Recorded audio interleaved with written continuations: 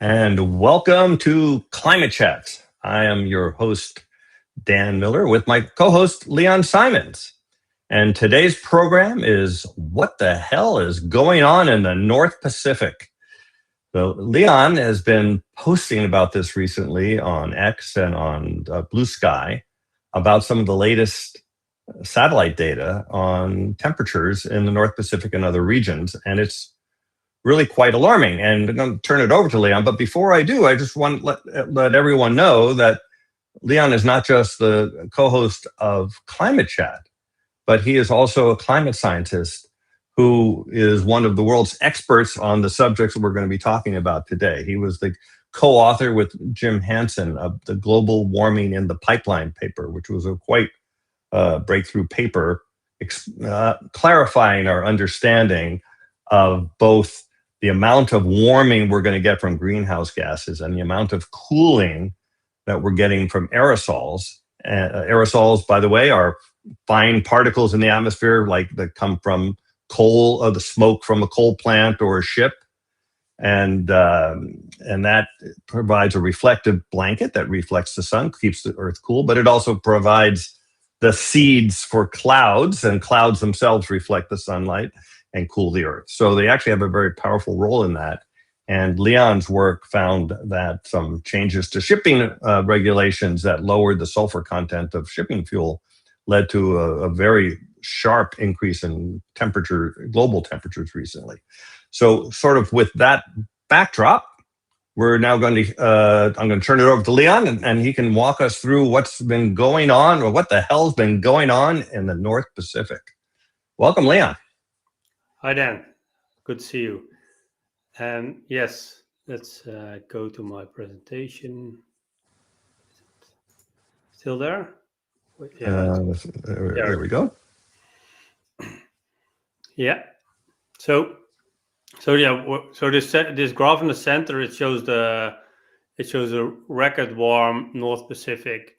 So this is the northern part of the greatest ocean of our planet, of course, and it covers almost half of our planet is covered by the Pacific Ocean. So it's really an enormous ocean, and the entire northern part of this ocean is record warm at the moment. And this is a graph shared by Jeff Bardelli. I asked him to join, but I think he couldn't. Maybe he will join later, but I don't think so. So yeah, what's happening here? I think it's important to talk about this because it's really off the chart, as I will show you later. And this is a graph by Robert Rode, who shared the warming of the North Pacific, and so this is the temperatures relative to 1815 to 1900, and then in green you see the models using a middle scenario. So right, these climate models they assume different levels of CO2 and other greenhouse gas emissions, and of course aerosols, and they let these climate models run, and then they produce a certain amount of warming, of course. And then what we see in reality, which is the red line, which is the average of all these black dots, is that it's warming much faster than the climate models would predict. We're at the 2050 level already, by eyeballing it here. Yeah, exactly. Well, maybe a little bit before that. Yeah, and of course we're now halfway up on our way to 2050. I think I added these numbers where you see how much the planet has warmed from 1850 to 2000, and that was about 0.6 degrees Celsius. Which if you average that, that's 0.04 degrees Celsius per decade. And then if you look at the past 25 years, there's an increase in the rate of warming of 1,000%, so 1,100%. The average rate of between 1850 to 2000 the planet has been warming the past 25 years. So that's really mind-boggling, and it's often difficult to explain how important this is, because it might not seem like much, half degree in 25 years, but the oceans, it takes about over 3,000 times as much heat to warm ocean water than to warm the same volume of air. So if you see these enormous bodies of water warm this much, that's really a very worrying sign. Absolutely. Sorry? Absolutely. Yeah. So what's happening here? And I'll just show you this this graph. This is a regulation of the International Maritime Organization, where you see that since 2000 they have been first they have had the sulfur emission control areas in the North Sea and around North America, where in steps the regulations got stricter, and there was a reduction in how much sulfur ships were allowed to emit. So they either had to use low sulfur fuels, or they had to use scrubbers to wash the sulfur emissions from the smokestacks. And there was this, especially in 2000, there was this big global regulation that came into effect, where the emissions decreased by about 80%. So that really an enormous decrease.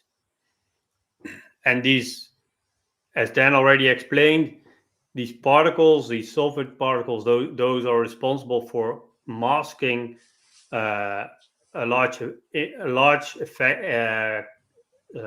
part of the greenhouse gas warming, especially regionally. Regionally, they could cool even more than 100% of the warming from greenhouse gases, because of course that's where they are emitted. That's where they reflect sunlight. That's where they make clouds brighter, and these clouds also reflect more sunlight. And then, of course, there's global warming, but that doesn't mean that there cannot be regional cooling caused by this air pollution, or at least reduced warming. And that's what we see now over the North Pacific. This is the region. So again, the North Pacific, an enormous region. It's 37.1 million square kilometers. That's 37.1 trillion square meters, which is 7.3% of the Earth's surface. So that's an enormous area. And you can see this here. I showed the NASA satellite data in black. The change from 2004. These are 4-year running averages to reduce variability. And then you see that there's an enormous increase of about 4.8 watts per square meter of how much sunlight is absorbed. So much less sunlight is being reflected back to space over this enormous region. That means much more is absorbed. And of course, that causes more. If you put more energy into the system faster, that causes warming, regional warming. And you can see that also if you look at the infrared, the red line, where you see that there's more heat being radiated to space. And I showed you in the previous graph, that's of course a result also from the temperature increase. If a body heats up more, if the temperature increases, it will radiate more heat. Mm-hmm. That's a Planck feedback. It's one of the most. It's the most important climate feedback, which limits how much warming there will be. And of course, in purple you see that it's called the Pacific Decadal Oscillation Index, which is a cycle of the ocean. And there was a very strong correlation between this index, as also presented by NOAA and NASA, where they said this will influence how much sunlight will be absorbed regionally and globally. And if this is positive, so if it's above zero, the Earth energy imbalance will be higher. And if it's lower, then the Earth energy imbalance will be lower. But this correlation has completely disappeared both regionally and globally. So, and that's quite important, and might of course also be a sign of this variability, this regional climate variability changing, also because of the forcing change, because of these aerosol emission changes. And that here you see that there's still a very big gap between it's called net flux, so how much the difference between how much the level of absorbed solar radiation has increased and how much the level of outgoing long wave or infrared radiation has increased. And this is what we call, or this is how what we could call global warming in the pipeline, right? This or regional warming in the pipeline. You see that there's from this baseline, there's a big increase in how much energy is accumulating in the system, and that's really a lot. And that even with this enormous rate of warming, it's still also if you look at just a 12-month average, it's about the same. It's about 2.4 watts per square meter. So a lot more heat accumulating still in the North Pacific. Here I show you this is the North Pacific net flux change. So that's the orange here plotted on the graph, where you can see it's still record high, and that's up to June. Sorry, this is wrong. This is up to June, and so again, so in 2021, we presented this at the annual Aerosol Science Conference with James Hansen and Jan Duvernay. I presented these preliminary findings, and I won't go into the whole presentation there. But yeah, so what we called this was the climate impact of decreasing atmospheric sulfate aerosols and the risk of a termination shock.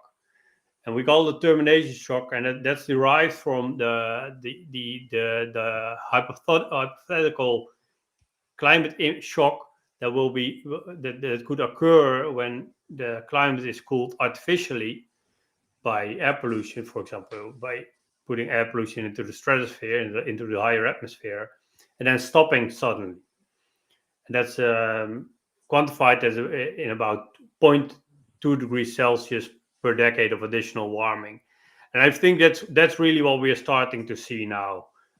Already from this regulation, we are starting to see an increase of more than 0.2 degrees Celsius of global warming added because we are reducing, not just over the ocean, but also over land, the sulfur emissions very rapidly because of the health implication, the environmental implications, but that has climate impacts, of course. And regionally, it's much more. That's what you see already in the North Pacific, and of course North Atlantic also, where we saw these enormous spikes. I think this really contributes to that. And of course, we don't have a lot of data yet. We now have 5.5 years of data, which is not much, but the signal, I think, is so strong that we're now, it's hard to argue that this isn't a signal from this regulation. And this is also I wasn't part of this study, but this is a result from our earlier work. And this is a paper published by James Hansen and colleagues, where they estimate it's about 0.5 watt per square meter of global forcing increase from these sulfur emission reduction from shipping, and that contributes to the reduction in albedo, which is how much sunlight is reflected globally. And there's a big darkening, a very strong darkening of our planet. So it's that almost decreased by, it has decreased by 0.5 percentage point. So 0.5 percentage point. That's really a lot. That's about 1.8 watts per square meter. That's a lot of energy over 510 trillion square meters. We should probably mention that, when Jim Hansen was on, we talked about this, and the reasons for the darkening are threefold. One is, as the Earth warms, we get less sea ice. Sea ice is white and reflective, and it's replaced with dark ocean, which is dark and it absorbs sunlight. And that actually is quite measurable, and it's actually a relatively small impact of the overall 0.5%, but still significant, but probably the smallest piece. The other one is what we were just talking about, and that is, as we lower aerosol emissions. They not only, the aerosols themselves reflect sunlight, but that's actually a relatively small amount too. But their big thing is they provide nuclei for seeding clouds, which creates clouds, makes clouds last longer, and makes clouds brighter. All those things reflect a lot of sunlight, and that's a pretty powerful thing. And the third is we had George Salutis on the program a while ago, a year ago or something, or half a year ago, from NASA. And his studies show that just with global warming, as the Earth warms up, we end up getting less clouds reflecting the sun. And that might be the biggest impact of all. But it's a combination of mostly of those three things that are changing the albedo. So basically, less sea ice reflecting, and land ice as well. Less aerosols and less clouds due to global warming. Yeah, and this is the biggest, of course, the impact. And I'll get to that in more detail later. But yeah, so the decrease in cloud cover as a result of warming, that's 2/3 the biggest impact, and that's what we call a positive, so a reinforcing climate feedback, because it's warming. There's warming, and then the clouds rise higher, and they evaporate faster. Then they let through more sunlight, which heats the surface and heats the oceans. So that's, of course, as some climate deniers want to say, so look, it's just the sun. But of course, you have to take this into account, and it's a result of warming caused by these greenhouse gases and caused by these aerosol changes, which are called climate forcings, and that forces the climate to change, and then the climate responds in a way which exacerbates warming further by reducing cloud cover. And of course, as I mentioned already, the Planck feedback, so the increased temperature causing more heat to be radiated to space, limits how much the warming there will be. Otherwise, of course, it will just keep warming. If there wouldn't be a negative feedback, if there wouldn't be something to stabilize the climate, the more heat you add, the more the temperature would increase. So you have to take those into account, and that's very basic.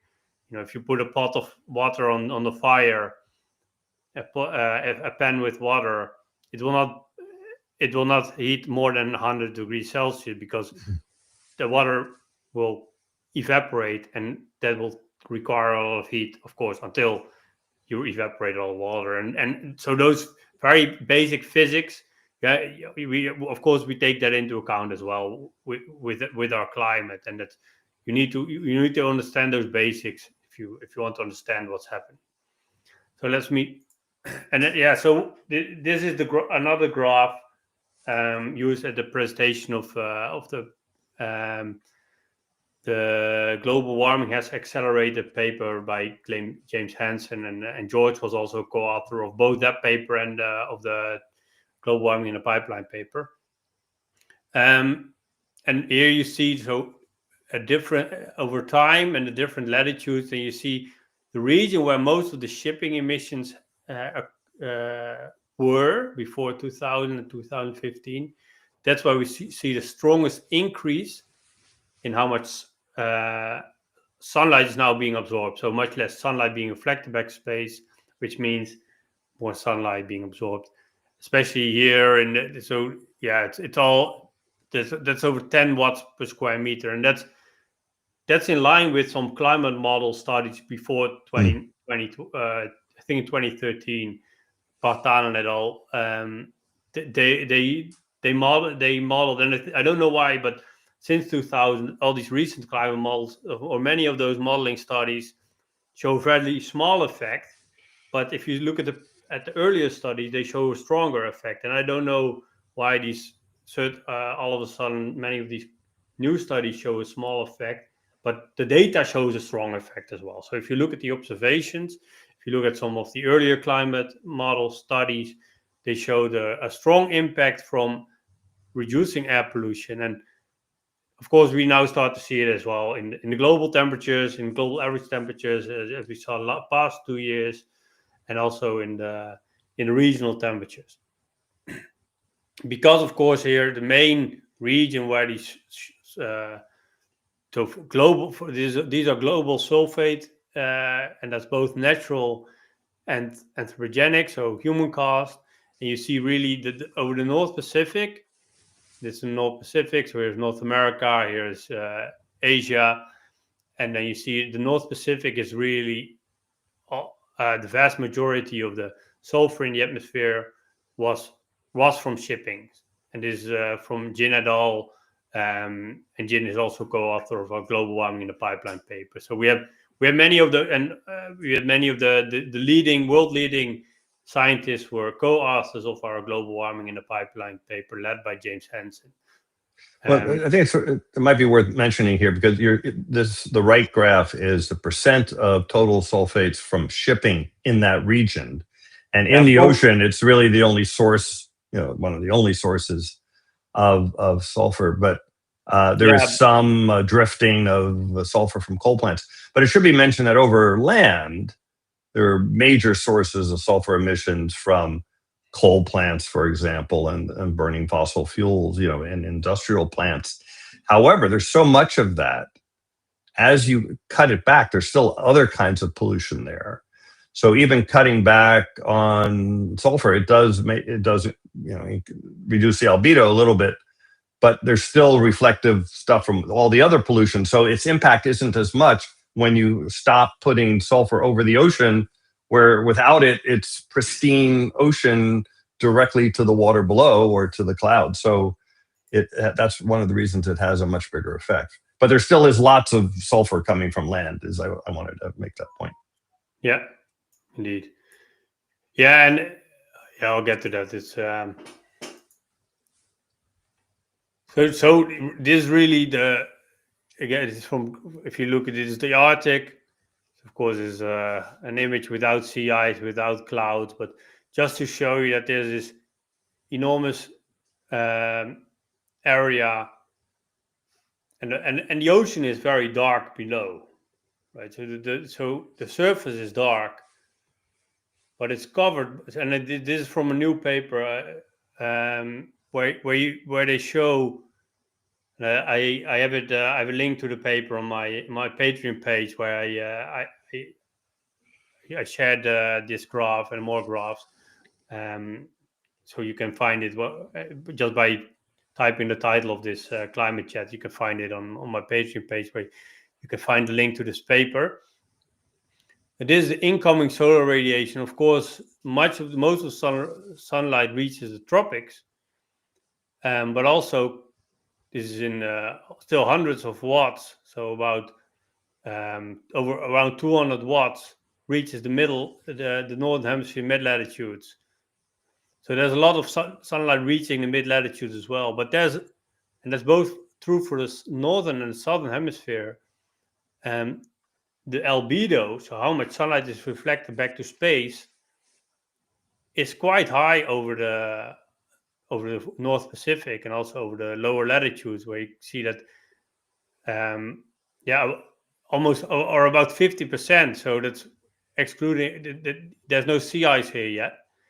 So that's about at about 60 degrees latitude you will have sea ice, but there's a lot of clouds there because the cold oceans, and if you live in a temperate region, you'll experience that the coming months will be much more cloudy than the past months have been in the summer, in north hemisphere at least, because that's where as I explained, where these clouds increase in altitude and they evaporate faster if there's more sunshine, more heat available, and also if the surface is warmer.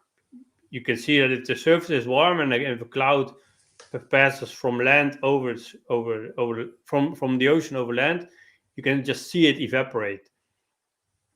And that's what's now also happening more and more over the northern hemisphere. You can see, as Dan explained and as George published, you can see these clouds move further north.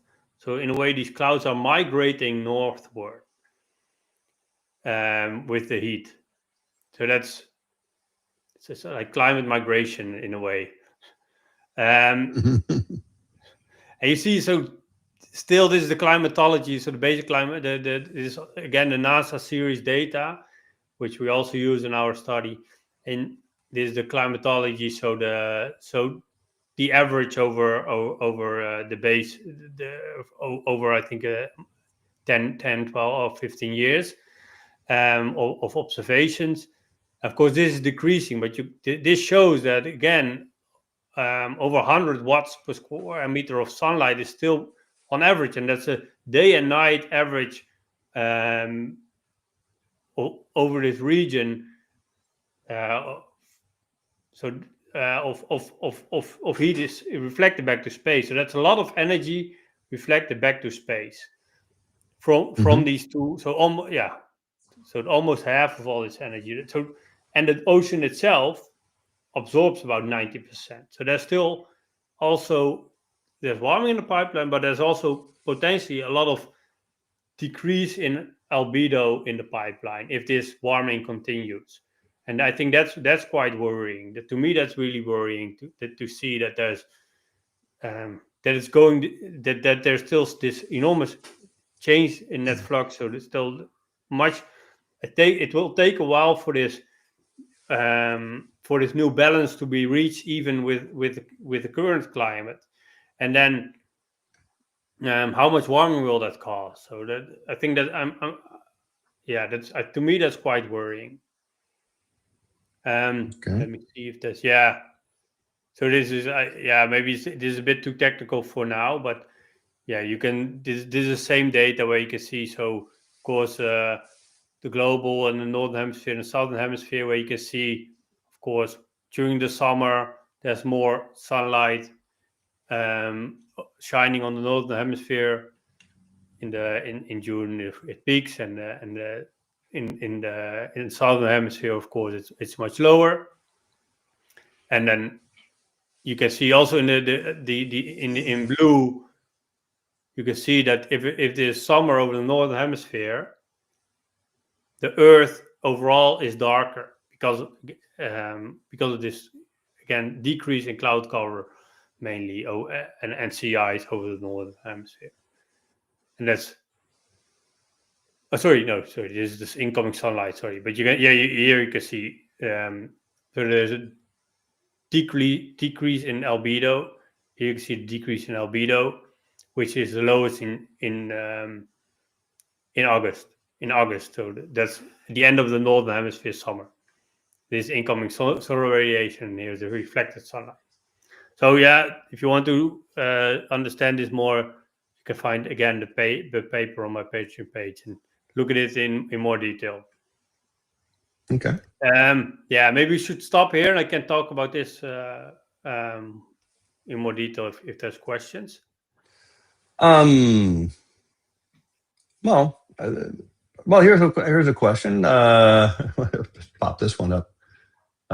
Like if we went to zero, what happens? So if we go to zero aerosol emissions, we're supposed to get to net zero by 2050. Well, net zero of fossil fuel emissions, it doesn't actually imply there will be zero fossil fuel emissions or some offsetting of carbon capture. But let's assume we get to zero emissions. That also means we get to zero emissions of aerosols, because most of them, especially the sulfur, comes from burning fossil fuels. Yeah. So I think you and James Hansen came up with a rough temperature increase from this shipping thing, how much more warming we had on top of the warming we were expecting from El Nino. So why don't we start with that? What do you think the temperature increase was in 2023, let's say? How much warmer was it in 2023 than it would have been if we hadn't reduced shipping emissions? Yeah, so what James Hansen, his estimate was, and I agree with that also, based on other research where they correct for natural variability, that there's about a 0.2 degrees Celsius of additional warming. Right. Which is an incredible amount. which yeah, and then that's within a few years, right? And I think that's Right. about half of what we will see over the next, let's say, 20 years. But wait, let me stop sharing and I'll. Oh, we can just go to there. Yeah. Yeah, I want to add one more thing if I have it here. Then I can show you that as well. But so I think we are still underestimating how much impact this will have, and that's because the where is it? There it is. Because of course the ocean, the oceans take up. I think I've showed it before, but the oceans take up 90% of the heat from global warming. Mm-hmm. Here it is. Screen share. Yeah. So the oceans take up 90%, about 90%. Of course, there's some uncertainty there, and I could talk about for hours about this 1 or 2% more or less, but let's not do that now. So the oceans cover about 70% of Earth's surface, 71%. They take up 90% of the heat, and the land, so heating of the land itself takes about 6%, and melting of the ice, which we call the cryosphere, takes about 4%, and the heating of the atmosphere, see, I still use the old numbers here, but is 1 or 2%. This is from a study by Carina von Schuckmann, but I was a co-author of the more recent paper where we have data until 2020. And then the amount of atmospheric heat increase has quadrupled since 2000. So the atmosphere is warming 4 times as fast now than it was between 1960 and 2000. So that's why also the Earth heat gain is increasing relatively to. So the global warming the global heat uptake has about doubled, and the atmospheric heat uptake has about quadrupled. It's and now, of course, what happened is that we decreased the sulfur emissions over the oceans by about 80%. So, because the Earth, because the global warming is mainly ocean warming, and if we reduce these cooling effect over the oceans only by reducing sulfur emissions, and looking at the data, the observations from the satellite data, I think that the warming impact might last much longer. The increased rate of warming might last much longer, and it might warm much more than we feared. Because of course, in 2021, when we first published this and presented this research, we didn't have much data. Now we have more data. We have more and more data, and the more data I see, the more worried I get. This is incredibly worrying, and it's hardly being discussed at all, which is pretty amazing as well. But that's incredible numbers that people, I don't think, can really appreciate the amount of heat, the amount of energy that's going into this. Yeah, the greenhouse gas forcing is about 1 billion Hiroshima bombs. What is it per day? Well, I thought it was 1 million per day. Roughly, it's the Earth energy imbalance, you mean?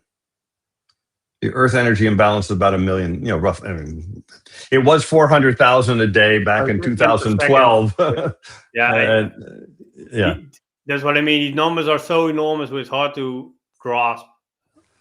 But just imagine 1 million, literally 1 million Hiroshima atomic bombs going off every day, and think of how much that would heat the Earth up if that actually happened. And the answer is a lot. I mean, that's a lot of heat.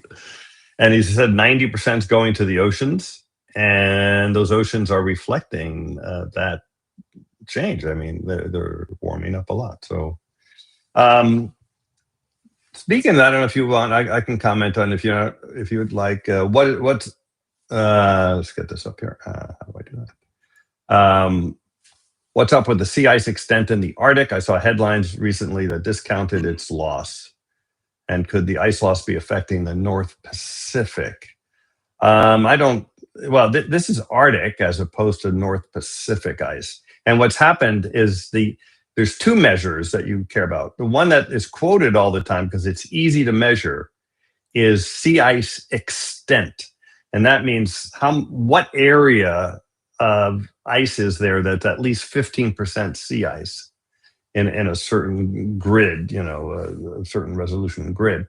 And that has not dropped very much in the last 5-10 years. However, think of it this way. Let's say you had a sheet of ice that was 3 inches thick over some area, and then it got really warm outside. And so the ice is getting thinner and thinner and thinner. The sea ice extent there wouldn't change at all until you finally got to the bottom and it all disappeared.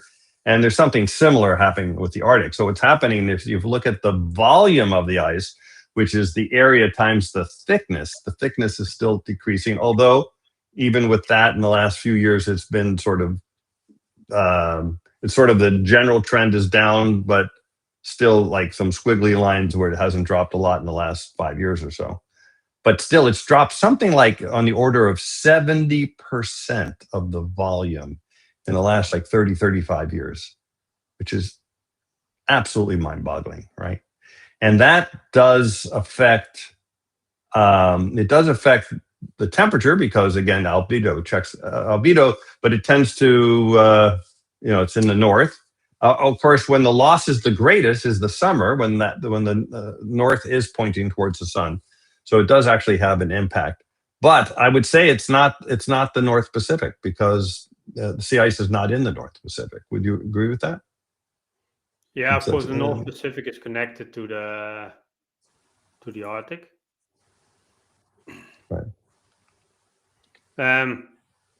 So I think there's a graph from the 12-month average Arctic sea ice area, and yeah, of course, if you take 2016 or so, and you say, okay, those 12 months were a bit low, and now, yeah, I think the trend is quite clear, right? You see, right. It's still largely going down, and of course, if you look at the, maybe I can. Well, what I think plays a role here is just that this ocean is deep, and there's of course Greenland is still very cold, so and the wind, so it stays quite cold. It's over here. There's not much sunlight, and it's hard to melt all this ice. It takes a lot of heat to melt ice. So this and of course ice here is not very thick, but the ocean is quite cold still below, and it's very deep. As you see, dark blue. There's still quite deep ocean, and it's there's a lot going on here, and it's so maybe the heat is not reaching the ice, right? Even if there's warm water flowing below the ice, it might not reach the ice. So, and of course, then there's Antarctica. With this, so this is Arctic, global, Antarctica. So if you see, Antarctica was growing, and now it also decreased a lot. So right, it was going up, as you can see in that chart. So when you hit a tipping point, you start to see oscillations up and down, and this looked to me like a classic, like we're hitting some kind. I don't even know what tipping point it is, but it was started to have these large positive and negative swings. And if your chair's about to tip over, you could right before you tip, it could kind of go back and forth very easily, and then you flip over. And that looks like what's been happening here. Before you crash your car against the wall, you're like steering like this. Yeah, and so global, there is decreasing. Yeah, and of course, but that Arctic ice, the Arctic sea ice, could be warming up the Southern Ocean. But you're making measurements of the Northern Pacific, so that's not it. And the Arctic ice is over in the Arctic Ocean. So really the main culprit And it's is aerosol emissions. Could be other things, but that seems to be the main was the culprit. question if there's another thing that's related to Arctic? Well, no, I guess the question, what is causing this craziness in the North Pacific? It seems like the suspect is aerosol. The aerosol emissions are dropping. You have charts directly measuring that, and that 90% of the sulfur in that area comes from ships. And as you reduce it, there's not much other pollution underneath to keep reflecting sunlight when you remove the ship sulfur. So, boom, you hit the dark ocean and it warms up quickly. Yeah, and of course there's natural variability. But if you wait, let me see if I have the graph. Yeah, so there's variability, of course, and that could help explain this, of course, in part that there's some variability. But if you look at the wider region, I think I've shared it with you. Then let me check.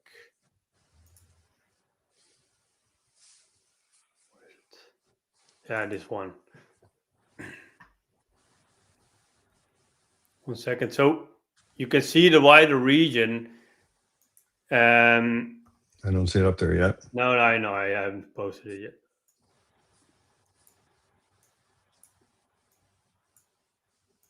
Yeah, there we are. Presentation. Yeah.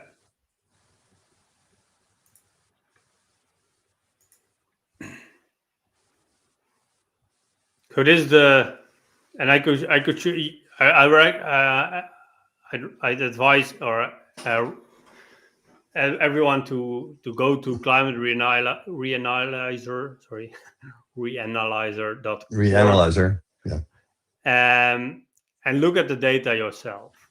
So this is June, July, August, which means Northern Hemisphere summer. Sea surface temperatures, and you can find all this data. Maybe it might take you a few minutes to find which buttons to push, but you can very easily access all this data. And you can, if you think I cherry pick something, you can do it yourself. You can look for a different region or different latitudes, but it doesn't really matter. You could include the North Atlantic here or not, but what you see is that there's the past years, it's since 1854, where you see this enormous spike in warming over the past 10, 15 years, right? Since 2010, the Earth has warmed more in the past 15 years. The Northern Hemisphere mid-latitudes have warmed more in the past 15 years. The oceans, exactly, the sea surface temperatures. The oceans over the Northern Hemisphere mid-latitudes have warmed more over the past 15 years than in the preceding 150. And I think that's really, really worrying. And I keep talking about it, but this summer, but it's like this is so extremely worrying if you understand how much heat it takes to warm these oceans. And it doesn't go down, right? So some were saying, okay, well, this is because of El Nino, but the El Nino has ended. It's not going down, it's going up. And if you include the North Atlantic, it's still record high, right? So it's and this should really this is like the canary in the coal mine. This should wake everyone up. But I don't know. Most shrug it off. This is worse than the peak in 2023 or 2024. When I remember my messages went viral. I think one of my messages talking about this got like 5 million views on Twitter at the time and got a lot of media attention. But it's still going up. It's not going back down. Of course, regionally there's variability, but overall it's still going up. So I think that's really, really worrying. Yeah, this is an amazing chart. I mean, it has the implications are just crazy. And that other chart you showed where it was sort of broken up by, it was time by latitude. And there was this warming spot in the northern side, which was the Atlantic and the Pacific. Sorry. To me, it's like the most right there in the upper left here. It's kind of like the upper left here, and I can't. But yeah, down below in the middle, that's El Nino, right? So that in the middle part, around the equator there. Yeah, that's El Nino. So you get a feel for what an El Nino looks like. It warms up the equator area, and but now above it, there's something else happening, which is likely caused by the shipping pollution, and it's not kind of coming and going. That last little bit there, that little white area, is beyond the dark area. If you go, it's like the pink area at the very bottom there of that thing, and it says it's getting more intense. So you can think about it as we're getting a permanent El Nino in the northern oceans. That's getting stronger and stronger. And that's what your other chart shows. This absorbed sunlight. And this, I think that was, I don't know exactly until when, I think Hansen used data up until, I don't know, 2023 maybe. But this is until June 2025. And it's still going up. It's still absorbing more sunlight. This whole region, right? And the temperature is still, so yeah, there's so much additional warming in the pipeline, and and of course it's like heating a one room in your house with a big stove, and of course you might not notice it in the rest of your house at first, but this will impact this is already, of course, impacting the entire planet, and there's also what Jeff Baradelli talked about. He's a meteorologist in Florida, and of course he talked about how this also impacts weather, right? And I think that's really important for meteorologists to start to understand this as well, because if you change the variability of heat in such a large way for our entire planet, they will change the weather. They will change where the rain falls, where the monsoon fall, when they fall, how much rain, how dry it gets. I think one study said, because the PDO, again, this purple line, most don't even know what it means, but it's very important that because it's decreasing, California might have or Western US might have a permanent drought from now on, right? And if these aerosols play a large role, which it looks like it is, right? It looks like there's a correlation. The correlation changed because of these aerosol changes. That it might not get positive again. So California might have more of those extreme fire years to come. Yeah. And Mel Gibson might have another house burned down every year, right? While keeping denying climate change. So would you like to, should we open it up and bring Stacy in for some questions and then? Yeah, maybe one, or you want to cover this now? Oh yeah, okay. That'll be part of the discussion later. Sure, yeah. So why don't you bring this up? I haven't read it in detail yet, but I think that this is, I'd advise people to read this. Is by Sieg Hausvater and David Keith. They have an opinion piece in the New York Times today, and it's a responsible way to cool the planet. And it's not, you might think from the picture that it's by adding mirrors all over the planet except for the US, but that's not what they propose. So what they say here, and I just of course highlighted this, is that as world leaders gather in New York for the UN General Assembly and Climate Week, any discussion of sunlight reflection should have a clear and forcible commitment to never cool the Earth more than today's current sulfur emissions do. And it should come with a clear off-ramp as the world reaches net zero emissions and scales up carbon removal technologies later this century. The program should end.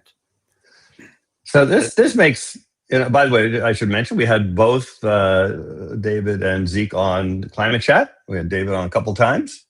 And I just ran into Zeke, I don't know, a month ago at a party and was talking to him about some of these things.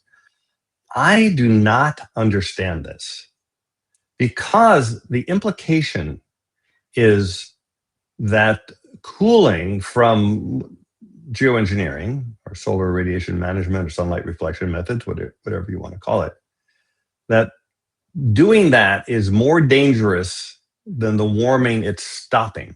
Because right now, I mean, we could argue about it, but aerosols are cooling the Earth by somewhere about 0.5 to 1 degree C, maybe a little more if what you and James Hansen, your studies show that aerosols have a bigger effect than we thought. But even so, the IPCC typically throws in like 0.5 degree cooling number.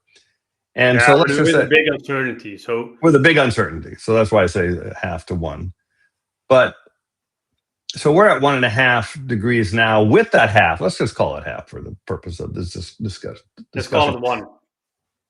Okay, to call it 1. So if we're at 1 of cooling and the measured temperature is 1.5 now, that means we're really at 2.5 if we got rid of all the aerosols tomorrow. And it's a little unclear. Are they saying we should do geoengineering on top of the current sulfur emissions? I think.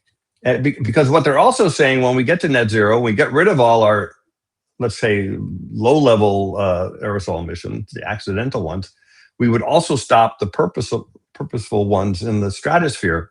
And we'd have zero cooling.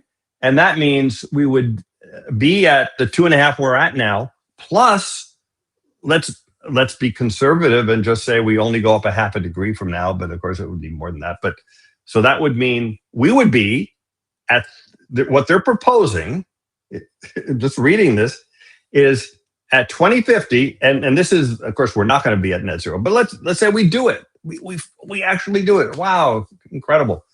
We cut off all our fossil fuel emissions, which includes the cooling aerosol emissions, and we have whatever existing underlying warming there is, and that's at least 3 degrees, which is utterly catastrophic. We had Kevin Anderson on a while ago. He's been a returning guest. In 2010, and I have this memorized. In 2010, he wrote, because it shook me up when I read it, he wrote that a 4-degree warming world would not be compatible with an organized global community, which means collapse of civilized society.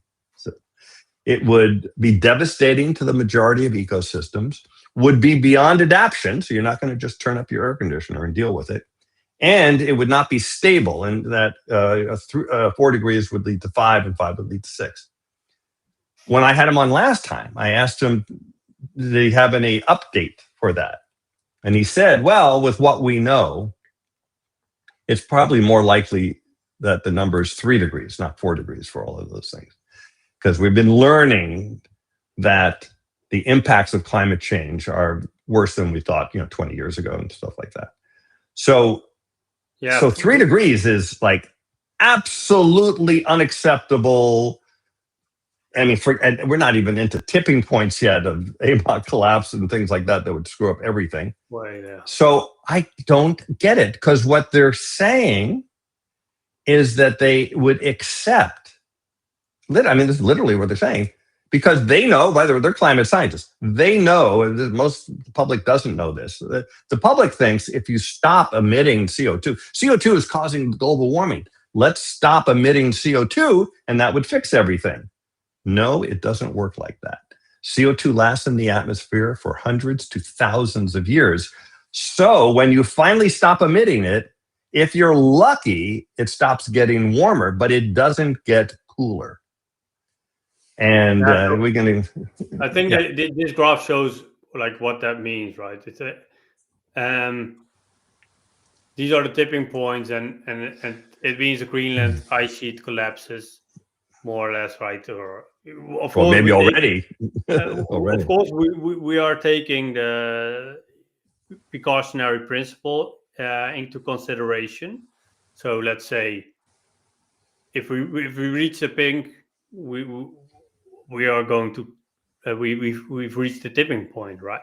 So then we have the Greenland ice sheet collapsing. So I will lose my country. We'll lose Florida. We'll lose large parts of Bangladesh. We'll lose many island states. We lose many or most of the coastal cities around the world, right?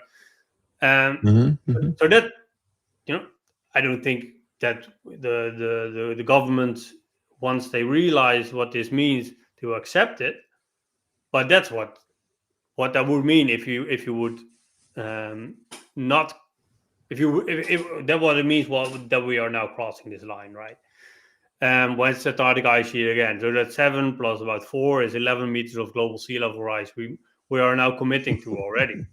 So that's 11 meters. By the way, I should say that the last time CO2 was today's level, like 420 parts per million, the last time that was true, sea levels were about 75 feet higher than they are now. And that's where we're heading. That's where we're heading anyway. It just takes a long time to get there. Yeah, so that's in East Antarctica. But I'm not. I just headed West Antarctica and Greenland, so that's about 11 or 12 meters. Which is kind of enough for me, all major coastal cities being destroyed. Yeah, I mean, many times over there, and all island nations destroyed. Yeah. So that's already will be enough for many, like, rich countries like Dubai want to keep its nice sand castles in the middle of the ocean and invest billions in, right? And this Formula One racetracks that the Dutch build in the ocean as well. So all these the rich countries that can cause cooling or can they will want to do that only by looking at the first point. And I think, to me, tropical reefs are also quite valuable, and we should consider them, and we should not let them die off. In a way, we cannot wait to start taking this more and more very seriously, and try to save the coral reefs before they are the tropical coral reefs before they're gone. Of course, if the permafrost starts thawing abruptly, we'll have we might not even be able to keep CO2 concentrations down enough. More sea ice, and then of course we can go on. Glaciers, like Europe is already losing all its glaciers this century. Monsoon shifting. Okay, so food. The Atlantic current collapse, by the way, is very conservative in this chart. All the recent the AMOC collapse is way down there with a very large range, but it does go down to today's level, so that actually is. But I think the central estimate, I think, in the last 2 years of research is moving to the left there, closer to the Peter Cox talked about this in detail, and it's so I think this doesn't include Greenland ice melt and other things. So, but and then the Amazon as well. The Amazon is already dying, so this doesn't include deforestation. So right. Other stresses which are also important. So, I think and everyone should just look at this graph and try to understand what this means. That what are we saying yes to? What are we saying no to? Right? These are the risks. If you say cooling the planet artificially by whatever means is too risky, you need a scale, and you need to put the risk from doing it on one scale and from not doing it on the other scale, and then make a balanced decision. Right. And this is the. I'm gonna have to call Zeke. I don't even understand the logic. Let's first read. By the way, step one, I'll read there. I didn't read it yet. I'll read the New York Times thing, but it still makes no sense. Okay, as I tell everyone, anyone who wants to make a statement about how dangerous solar geoengineering is, totally fine if you want to do that. But if you do that, then you also must make a comment on the danger of not doing solar geoengineering. You have to say, I understand the risks of 3 degrees of warming, and I've looked at it, And I think the risks of 3 degrees of warming are much less than the risks of putting sulfur in the stratosphere, which volcanoes do a few times a century anyway, and we're still here. And they did cause problems. When Mount Pinatubo went off, it does cause changes in, farming and stuff like that, because it changes rainfall patterns and wind patterns when it happens. So it's not like it doesn't have any impact. But the impact of that versus 3 degrees of warming, people, again, I don't think people even think about what that even means. It really is mind-boggling amount. And it's not just, whatever problems we have from 1.5, you just double them. Doesn't work that way. It's like, I don't know a better example right now off the top of my head, but 1.5 might be survivable with lots of problems, and 3 degrees could be literally collapse of civilization. And so it's, at a certain point, and by the way, maybe it's, think of it like having a fever.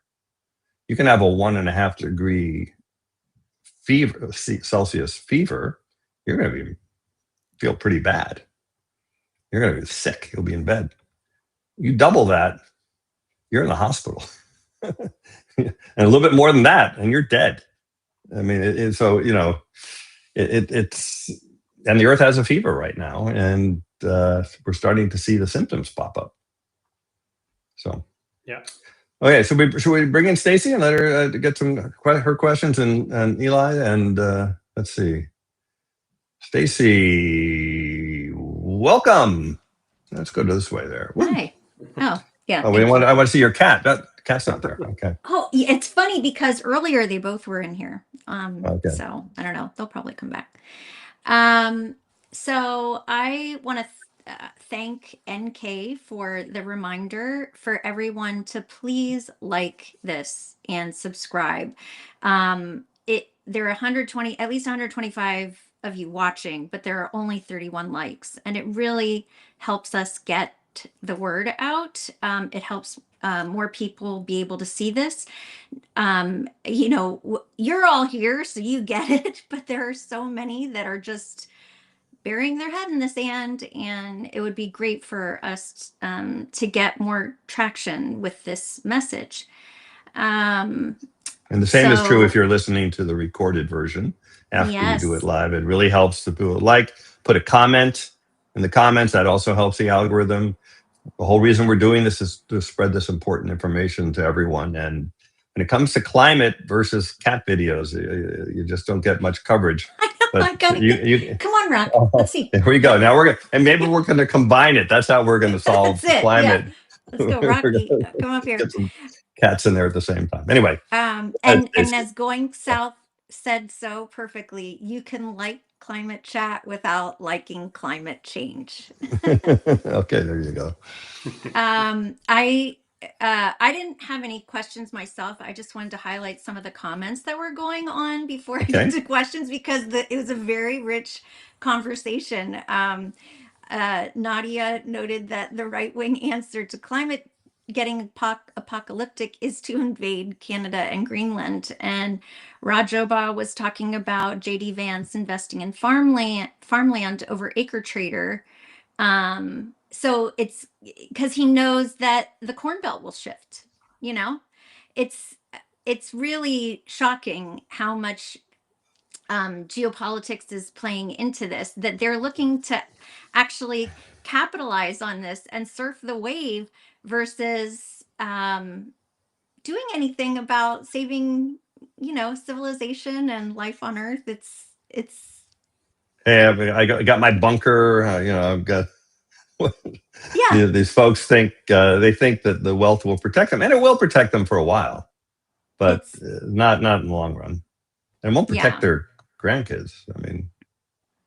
And Martin noted that Allianz Versicherung, the largest insurance company in the world, also assumes that at 3 degrees, it's the end of the story. Well, no, I think it just said that they assumed there would be 3 degrees at the end of the century.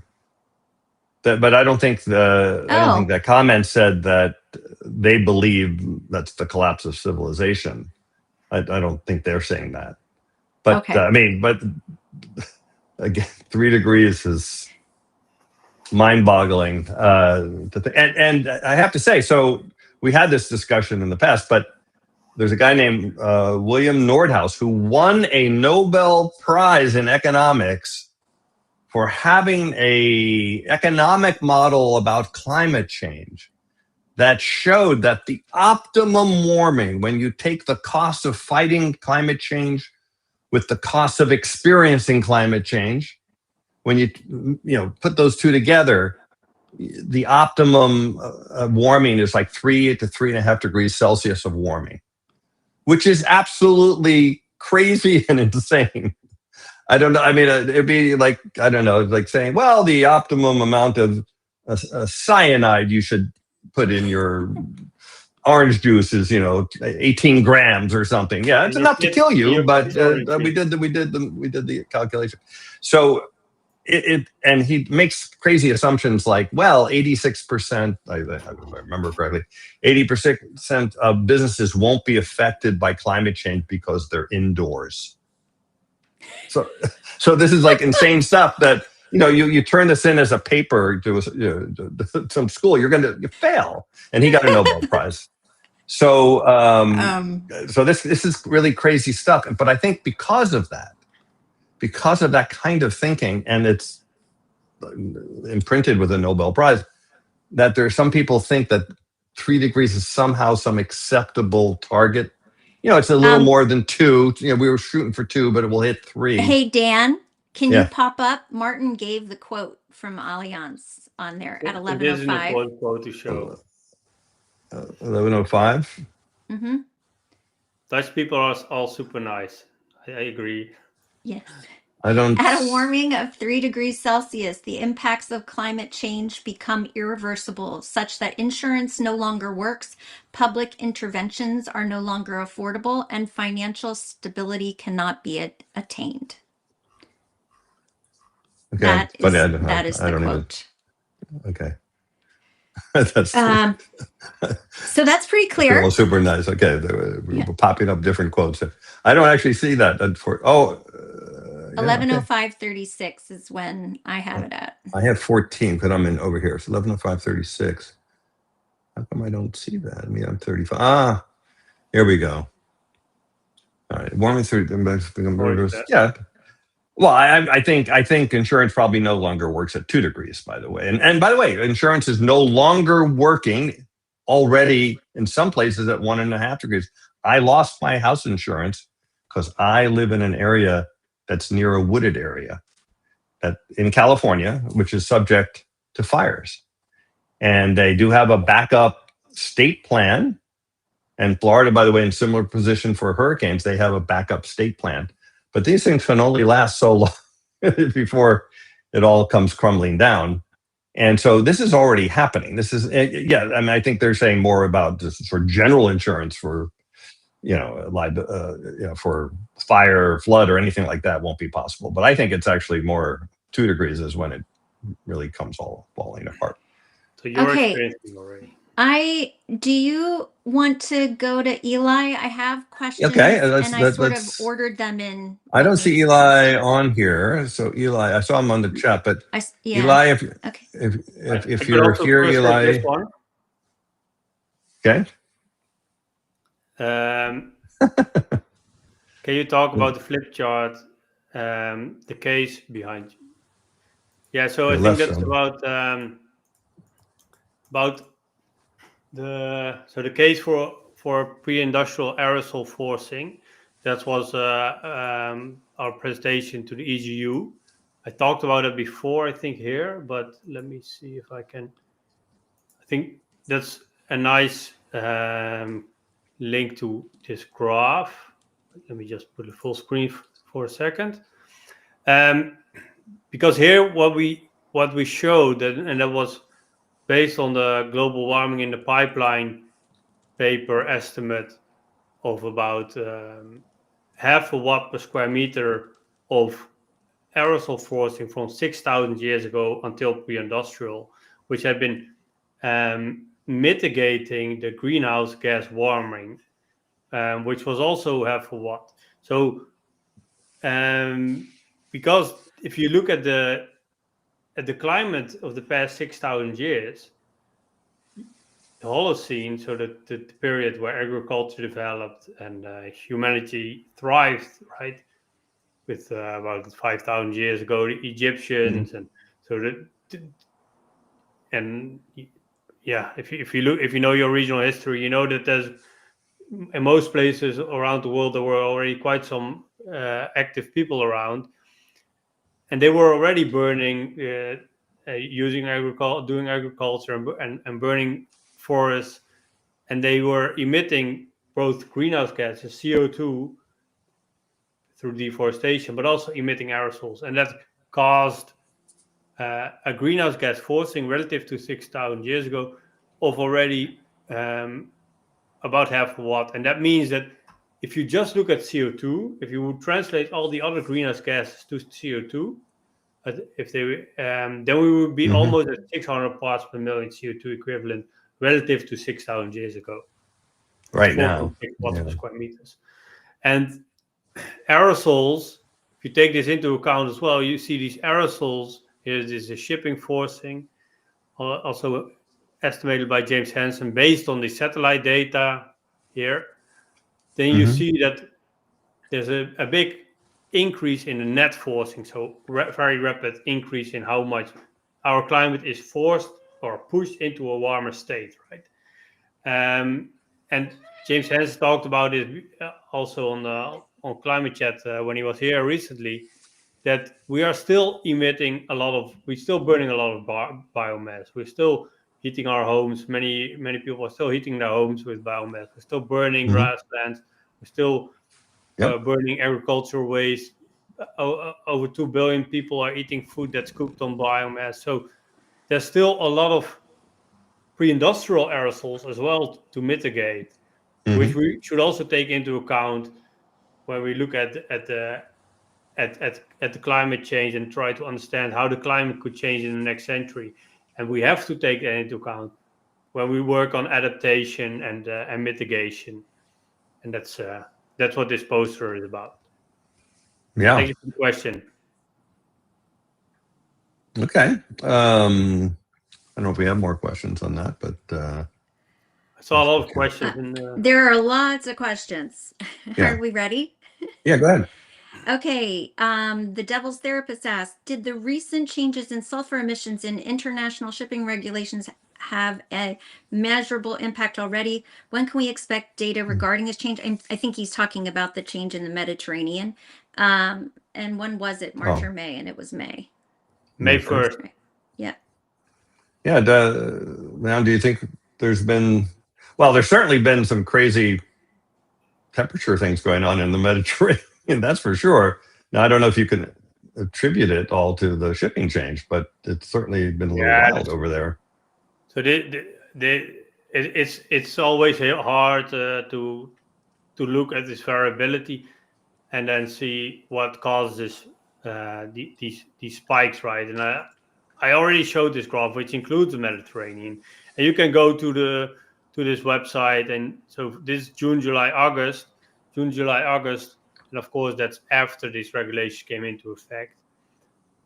And yeah, it's like you see all these like lines going up and down and up and down. It's now just going up and up and a bit down and then up and up. So these are summer temperatures, but if you look at the annual temperatures, it's the same. And we would expect, of course, if there's some wind and if there's some variability, if there's the weather happens, you would expect it to go down, but it's not going down. It's just it's going up, and it's hard to see within a few months, with just a few months of data,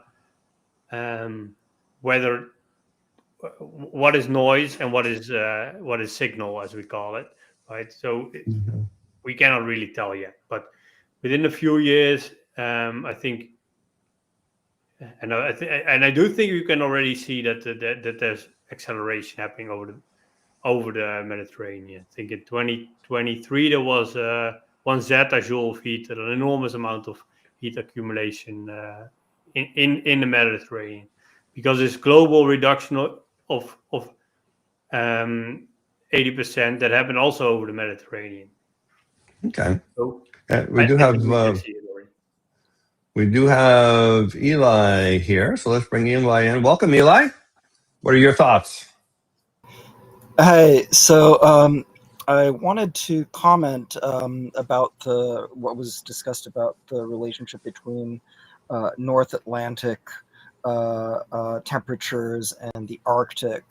The Norwegian current, which is water flowing from the Atlantic into the Arctic, brings a lot of heat, and partially related to the slowdown of the AMOC, that the heat transported into the Arctic has also been increasing, and that one reason that's concerning is that this is more heat to melt Arctic sea ice and thereby increase albedo in the Arctic. So it's a process that feeds on itself, but also that is bringing heat to melt subsurface sea ice above the gas hydrate stability zone, which does have some methane frozen into it, and that is also fairly shallow. So when they talk about clathrates in general, they talk about how, well, even if some of it gets released, the bubbles dissolve, what the methane in the bubbles dissolves into the water before it gets to the surface, and microbes eat it, and it just becomes carbon dioxide, which isn't great, but it's not as big a deal as methane. But the methane that's trapped in subsurface sea ice in the Arctic, that will probably have much more of a chance of making it to the surface, although that's more not as much in the form of bubbles, just that the concentration gets higher. The inventory that I saw from a review a number of years ago says that there are 4 megatons of such ice. It's unclear what fraction of that is, in jeopardy. But that does still, you multiply that by 100. It's not, earth shattering, but another equivalent of, say, 0.4 gigatons doesn't make things better, especially when it would have a local effect on driving more heating and melting more ice and increasing albedo. Mm-hmm. So, any thoughts? Okay. Well, yeah, I mean, that is one of the big risks. When I was giving my climate talks 20 years ago, I was always focusing on methane release from clathrates. The good news is that most of them are deep under high pressure and cold areas of the ocean, but around the Arctic area, they're not so deep. And it's also related also to permafrost, which is frozen. It's frozen biological manner that when it thaws out in the presence of water, becomes methane. And when it's not in the presence of water, it becomes CO2. And there is twice as much CO2 locked up in permafrost than the entire atmosphere holds. So even a little bit, like 10% loss of permafrost, would be just an enormous, enormous thing. So yeah, these are things that haven't kicked in yet that are very worrisome. But even without them, I mean, when we say we're on a path to 3 degrees, that doesn't include clathrate release and permafrost Exactly. loss. We're not ready. We're not ready. I'm saying we're not ready for 3 degrees without those things happening, right? And with those things happening, now you're at 3.5, you're 4 degrees, and then people just don't have an appreciation for it. I really find it amazing that no one would accept this level of risk in any other part of their life. And yet with this, media doesn't cover it. Certainly politicians don't cover it very much or at all, or they deny it. I mean, in some cases, right? And therefore the public doesn't, they're not engaged. They're not too worried. And yet it's happening all around us. We're seeing the results of 1.5. We're seeing incredible, extreme rainfall never before seen in certain places, like 30 inches in Italy in a day. I mean, 3 inches is a really big rainstorm, right? And 30 inches is absolutely insane. And there is no infrastructure that can handle that. And that was true in Minneapolis a month ago. I mean, all over the world. And then the fires in California and Florida and Greece and all over. So it's not a future thing anymore. It's happening right now. But what we're seeing right now is really just the very beginning, the sort of the inklings of it, not what the even stronger impacts will be over the next decade or two or three. A quick point on risk. I've noticed that, you know, with the new administration, we're getting something that I call risk deflection theater, where they, instead of talking about major known risks that they don't want to address, like COVID, for example, they talk about very small risks of vaccines, or very small risks of food dyes, or very small risks of seed oils, or pick whatever, you know, nonsense Maha wants to focus on as it trashes the public health system as we've known it. You know, it's somehow there's this zeitgeist that the more people talk about a risk, that's a realistic reflection of what the risks really are. So if we just drown out, you know, any discussion of climate change with how seed oils are ruining our lives. Right. By the way, if you want to understand what's going on in our government, there's a movie that was about 20, 30 years old now, but called Idiocracy. And if you haven't seen it, you must. It is definitely worth seeing. It's about a world that people get frozen in time for a while. There's regular folks. They wake up X in the future, and it's now a world where they are and they're just average people. They are the smartest people in the world. Everyone else is an idiot, including everyone who runs the government. Mike Judge is a shaman. I mean, that movie was so prescient. I can't even. And the thing that really kills me is the female lead in the movie was played by Maya Rudolph, who also does Kamala Harris. It just cracks me up. Yeah, I haven't seen it in a really, really long time, but it's amazing. Everyone should see that. It's so dead on. I just can't believe we're here already. Okay, let's see. Let's pick a couple more questions. I think we should end. There's a whole bunch. It's been almost an hour and a half. Go ahead. Real quick one. I think this is easy. Was the Nevitz Forever? Was the ninth? This is recent, Dan. 11/17. If you want to throw it up, was the 1940 to 60s up and down on the sea surface temperature plot due to the Earth's ability to buffer our massive industrialization post World War II, whereas today we've depleted all of the buffers? I would just say that the ups and downs were due to, you know, in the early days of the Industrial Revolution. Remember, it doesn't matter how much CO2 you put out in a year. It matters what the total cumulative amount is. It's just like a bathtub and you're filling it up. It doesn't matter what you put in the last minute. It matters how much you put in over the last, you know, week, whatever. And so back then, the amount of CO2 in the atmosphere, the global warming potential of that was rather small, but, you know, it's significant. You could measure it.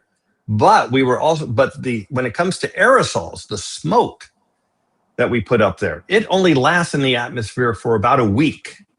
So the climate is very sensitive to current aerosols and is only sensitive to cumulative greenhouse gases. So you have this relatively small amount of greenhouse gases, and you have this big swinging arm of aerosols as we industrialize, we go to war, and it changes the amount of smoke in the atmosphere. And then, however, in the 1970s, we passed the Clean Air Act, which sort of got rid of a lot of general air pollution. And so the aerosol burden sort of stabilized. And also by that time, the greenhouse gases have really accumulated to a large amount. And that's when we started to see the steady upward rise of global temperatures. So when you look back into the early part of the last century and you see the ups and downs and the fact that it cooled off for a while, then it warmed for a while and everything, before World War II, I think that's mostly to do with the fact that aerosols were variable back then and greenhouse gases didn't have the same impact they have now. Another one on sea surface temp. How much of an effect did the triple dip La Nina have in masking the IMO 2020 sea surface temperature surge. What would SSTs look like under normal La Nina conditions, and did that make us complacent? Well, I think what it did is it impacted the global average temperature, the air temperature over the world. And so the La Nina was there, and that was cooling the Earth a little bit, while the aerosol reduction from ships was causing it to increase. But while the La Nina was in place, those two things, so one was sort of like a minus 0.2 degrees, and as Leon pointed out, the shipping was about a plus 0.2 degrees, and therefore it didn't show up. But as soon as the La Nina kicked in, that went from being minus 0.2 to maybe plus 0.2. And now the 0.2 from the shipping added on top, and we ended up with plus 0.4 degrees of warming within a year or two, which is crazy amount of warming, right? So yes, the La Nina was masking the shipping change for a couple of years, 2 or 3 years. Yeah, only globally. That's the point, of course, when you globally. if you only look at the global average, and that's what. But those were the numbers being quoted, right? When we say we're at 1.5, we mean we're at 1 from a global surface air temperature, 2 meters, 6 feet above the surface of the Earth. You measure the temperature at weather stations around the world and buoys on the ocean, and then you average it all out in the proper way, and you come up with your global average temperature. That nobody cares about the global average. Like it's like if you get the global, of course, the global economy it's in a way the same. If you cannot buy food, but the global economy is doing well, right? On an average, on average, right? It's only a few billionaires getting richer, right? It doesn't mean much, the global average. Of course, it's an important indicator, but it's what we've seen a lot is that people have been, especially certain individuals, have been very skeptical about the impact of shipping emissions without ever looking, I think, even at the data, let alone addressing the data, which clearly shows what's happening, right? It just say, okay, if you just look at the global average, and if you just look at the global climate models, and if you include these hot models or don't include them, it might just be natural variability, but that doesn't mean shit, right? If you look again at the graph I showed at the beginning of Robert Road, where you see a big jump, and which is not anymore in line with the climate models, right? Then that shows that it is of course also just one indicator, just sea surface temperatures in one region. But if you combine all this data, you see that it's in no way in line with the models, and that's because the assumptions are wrong, and likely very likely, as James Hansen put it, 99% certain that the assumption, the climate models showing 3 degrees Celsius of climate sensitivity is an underestimate. Right. But just one quick tack on to about this. M. Danner just threw up there. Basically, let's see. As I look closer to the heating, I can see that there's an increase starting at 1980 and then a second increase starting in 2020. Is that from desulfurization of petrol for cars? Did we get any sort of dip? Well, the big thing we did in the 70s is that we put sulfur scrubbers on coal plants in the United States. So we had people might not remember, but there was a thing about acid rain. And acid rain was causing problems, not just where it was being created in where the coal plant was, but downwind, the trees would get damaged from the acid rain from that pollution. So there were, 1970s, let's clean it up, Clean Air Act, all that kind of stuff. So they in the U.S., even though it was an extra cost thing to do, it wasn't that bad, and they put sulfur scrubbers, which would just capture the sulfur before it goes in the atmosphere. And so we did that in the United States. That had some impact. But now, in the last 10 years, China has been doing that. Because, you see these pictures in Beijing where you couldn't see across the street. You couldn't see the building because there was too much pollution. And by the way, that pollution kills 8 million people a year. 1 in 5 deaths on Earth caused by burning of fossil fuels. No one even knows that fact, even though like there's nothing you can talk about danger to humans that's greater than that. There's nothing else that kills any single cause that kills more people than that, right? Not guns, not traffic deaths, not whatever. That's 1 in 5 deaths. So, however, so that's bad in China. They didn't want to have that, where people were literally millions of people dying in China alone, and so they set about, and there was the Olympics coming up. They wanted clean air, so they put in these programs to put sulfur scrubbers. But as Jim Hansen pointed out, while that is true, and you look at the numbers, and it's a very dramatic drop in sulfur emissions globally, a lot of it coming from China. While that does warm the Earth, it doesn't warm the Earth as much as the much smaller amount of sulfur reduction from ships, because the ships are over the ocean and there's no other pollution underneath them to reflect the sun once they disappear. But in China, as you clean up the sulfur, there's still a lot of other pollution around. And also the land is not as dark as the dark ocean underneath and things like that. So it does have a big effect, but it still leaves ships to have a very special impact on our climate. I think I summarized that well, Leon. Any thoughts on that? Sorry, I was a bit distracted. Okay, that's fine. Let's keep going to a couple more. I have a couple from Nadia. And these are ones that it's like I have to I'm like, oh my God, she's so smart, I can't. Okay. Can partial latent heat consumption be estimated with regard to Arctic sea ice? I don't know. Where is that? That's at 1058. I don't know if you can get it. Can partial latent heat consumption be estimated with regard to Arctic sea ice?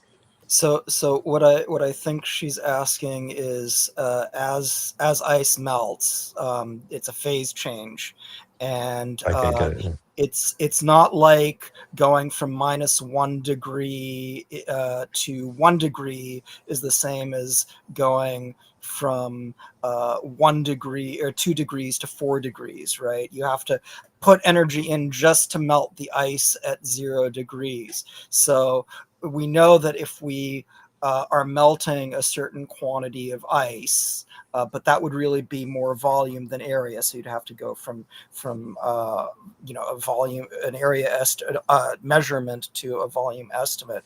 Then you can figure out how much heat was essentially absorbed by melting the ice, which therefore that heat doesn't make things any warmer. It just reduces the ice, and those things can be estimated. I'm pretty sure that models, at least the better ones, try to incorporate that. Yeah, but so we estimated in this study led by Carine von Schuckmann, where it's called global warming, or where does the energy go? I think it's a full title. Wait, does the energy go?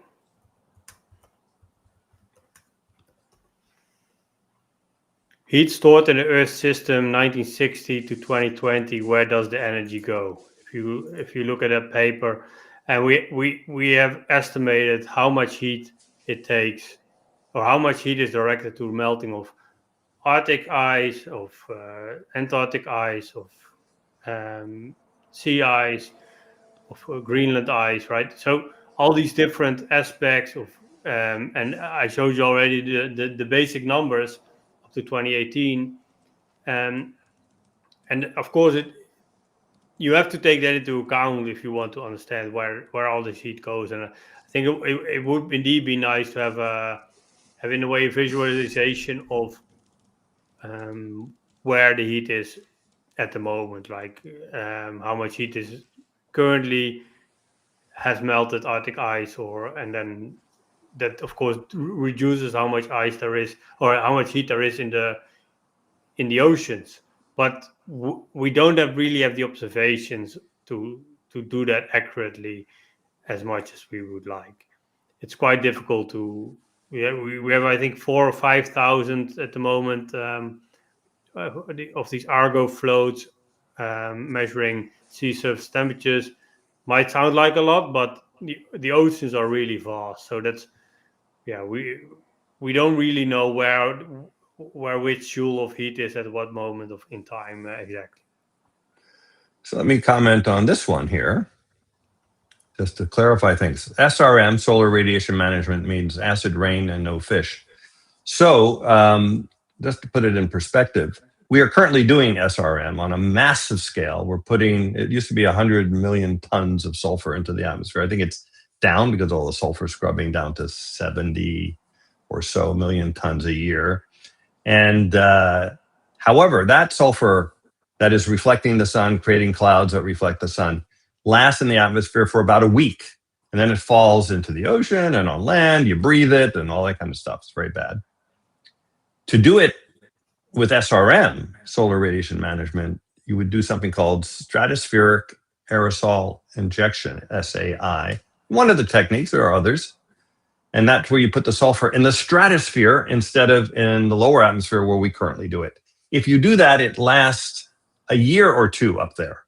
So it lasts 50 times longer up there. So you need about 20 times less. You go, well, why do you need 50 times less?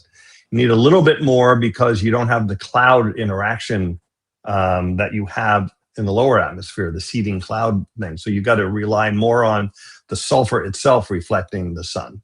So you do need a little more than you would have needed, but it's still 95% less sulfur than what we're currently doing today. So if you switch from what we're doing today to SRM, you're not increasing acid rain, you're decreasing it by 95%.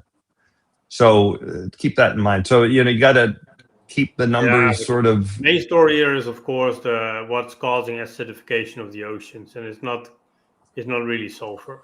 It's the carbon dioxide, which increases acidity of the ocean much more. That's right. And of course, also because we're very happy that the ocean is absorbing a lot of our emissions, right? About half, 55% of our emissions are absorbed by the ocean, lands, and soils, and we're very happy about that.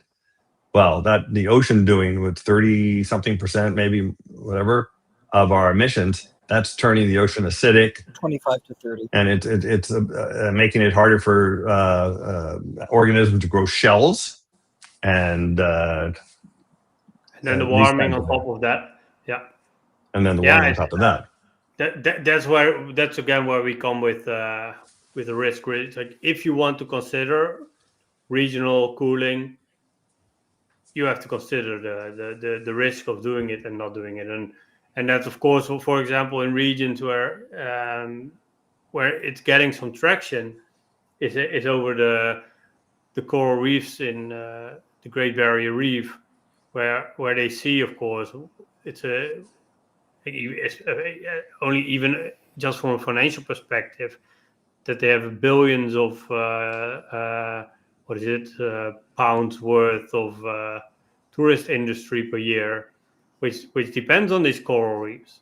So that's merely from a financial perspective, they want to protect these reefs, and of course also from an ecological perspective, they should do it, and and how they do it. Of course, they should reduce greenhouse gas emissions, but that's not happening, right? They keep burning the coal. They keep burning. They keep burning and selling coal from Australia and, of course, from other places. And that's why we'll lose the coral reefs. And I don't think that it can be saved. But if it can be saved, I think the only way to do that is by intentionally cooling. So that's true, but the rate of loss is important because one of the things that's just like totally unprecedented in the geological record, other than asteroids strike, right, is the rate of change right now, and that limits the ability of organisms to adapt. It's unclear whether we can slow things down enough that organisms can adapt. Some of them simply can't adapt. Others might have a chance. And certainly there are people making efforts at cultivating more heat-resistant corals and planting them on coral reefs that have been bleached. And that, those are very laudable efforts. But Australia understands that they have to do whatever can be done, or they lose it forever, or at least for the foreseeable future centuries. But it also should be mentioned that what they are doing is not stratospheric aerosol injection. It's not sulfate aerosols. It's marine cloud brightening, which is things like spraying sea salt into the air. Which very much mimics the natural action of wave energy, lofting droplets that evaporate and become salt particles. And this is locally controlled. If anything starts going badly, they can simply stop. And it also happens to be the most economical form of solar radiation management which has gotten any attention at all. And there's another one that maybe we'll talk about in the future. I'll just give a little hint. Bubbles, but I won't go into it more now. Been doing a lot of discussion on it recently. Anyway, so I think we had by the way, Leon, thank you so much for taking us through all that data on what's happening, what the hell is happening in the North Pacific. It's unbelievable. You look at a chart and 99% of people say, well, it's a chart with it's going up and to the right. And it's really scary stuff. And so thanks for walking us through that. And we got into sort of wide-ranging discussion here about geoengineering and all kinds of things. And there's still lots and lots of questions. Let's continue the questions on the regular YouTube program. And once it's posted, the recorded program, you can put your questions there. And I like to read them, and I try to respond when appropriate. And again, that also helps the algorithm. So like and subscribe and all those things. Hit the bell. And Oh my gosh! You're ending. Okay. Well, there's one more question you want to sneak in, or what? Well, let's see. Some of the ones that I thought were interesting. Jason asked, can Leon model the temperature impact of the reduction of all anthropogenic sulfur? Well, that was the other question, I guess, from earlier. So it's been 2.2 degrees so far from just shipping, but we were just talking too. It's somewhere in the range of 0.5 to 1 to maybe even more if you got rid of all of it. That's how much the temperature would increase on the average. Yeah, of course, in global warming in the pipeline, we estimated if you look at the long-term warming and you let all the ice sheets melt, and in the case of a doubling of the greenhouse gas forcing, which we are now already at, right? We've already doubled the level of CO2 concentration. If you translate the other greenhouse gases to CO2, then we estimated that aerosols limit about 2 degrees Celsius of warming in the long run. And that's really hundreds to 100 to thousands of years, right? So, but we should add, you're reducing the global temperature from 10 degrees Celsius down to around 8.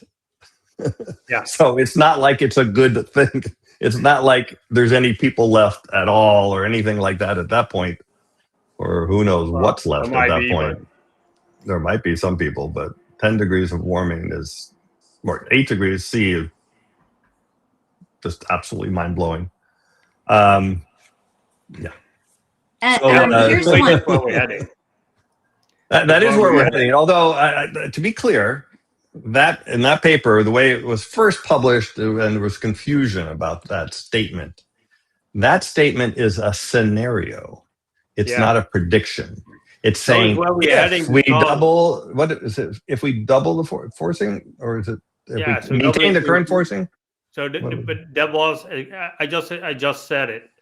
If we double CO2, so if Double CO2. and that's greenhouse gas forcing of I think 4 watts or 4. Where we're at now. We are at Yeah. now, and then And hold that. aerosols limit that a bit. But I'm saying that's where we're heading because we keep increasing greenhouse gases. Right. So the scenario is we keep it high, and the carbon sinks, especially on land, are many are decreasing. Many carbon sinks are decreasing. So the rate of atmospheric CO2 increase is increasing, even while the CO2 emissions are still record high, but it might be due to to COVID and due to the wars, but are somewhat stabilizing. But CO2 is still increased. The rate of atmospheric CO2 increase is record high, and it shattered the previous record last year. So even without even with decreasing emissions, we could still see 10, except it has to keep going for like 1,000 years, and my prediction is we will not be pumping out greenhouse gases consistently for the next 1,000 years. Something is going to happen, either by choice or not by choice, to limit our ability to do that. Which gets back to our recent program about SETI and search for extraterrestrial intelligence. Like, there may be a self-limiting case here when you become intelligent where you destroy your civilization so you don't transmit signals to the outside world anymore. And that might be as short as 200 years that we're doing the experiment ourselves right now. But it's still a scenario, and it's either we're going to keep increasing and we're going to destroy everything, or we'll get intelligent at some point, maybe, and start to do the right things. And maybe I should end with this, as I tell people, and I'm just having some discussions this week about that. I'm very optimistic about what we could do. I'm not necessarily optimistic about what we will do. And I'm certainly not optimistic about what we're doing. I mean, this is terrible. So maybe with that, we should end it, because it's now been it's getting up on 2 hours almost. So I want to thank everyone. I want to thank Leon especially for leading us through this. I want to thank everyone for their comments. Please like and subscribe. I'm going to be at Climate Week this week in New York. With lots of interesting things going on, and perhaps next week will be a report on that. We'll have to see how it goes. And thanks for coming, everyone. And we'll see you next time. Thank you, everyone. Bye-bye. Bye-bye.